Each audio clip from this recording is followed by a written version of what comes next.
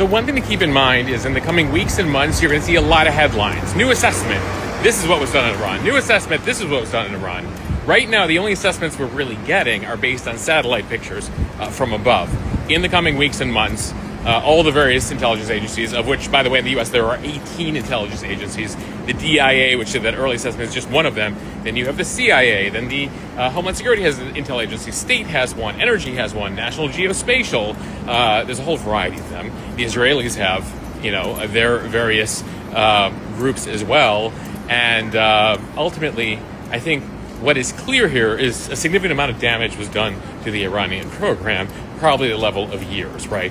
Chief nuclear scientists killed, facilities blown up. These centrifuges, by the way, even if they're still there, they're very sensitive.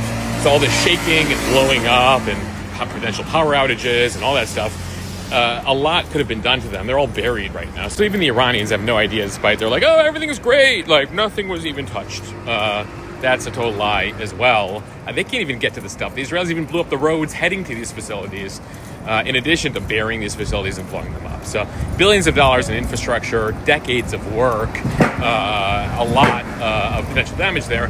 But the most important part is, even if they can reconfigure their program in 2 years, 4 years, 6 years, whatever it takes, will the Iranians want to? Was this worthwhile to them, ultimately, for this supposed peaceful civilian nuclear program to have suffered what they suffered for it?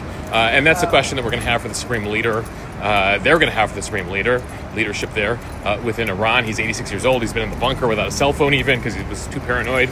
And so ultimately, does he think this is a good idea to try again? And that's something Trump is hoping for. That's why you see a softening of rhetoric from Trump for the regime, because he's hoping to strike a deal here, which will mean that the Iranians never pursue nukes again. There could be a deal where the U.S. says, hey, you can keep your nuclear power plants, but guess what? Uranium enrichment, we'll provide you with that. You guys have lost privileges to enrich your own uranium because you keep going to 60%. So that'll be the big question, is that even if they can reconfigure a program, will they choose to do that? Plus, the Israelis have basically established for themselves aerial superiority over Iran. They can blow up whatever they want, when they want. That's been evident over the last 12 days. They can fly over there and do what they need to do.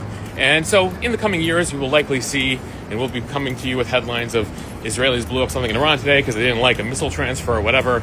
And so ultimately, again, is that worthwhile to the Iranian government, the Iranian people who are desperate for an improved economy and acceptance in the global community again. And so we'll see what happens on the diplomatic front coming out of all this. But just wanted to give you some perspective on these intel assessments.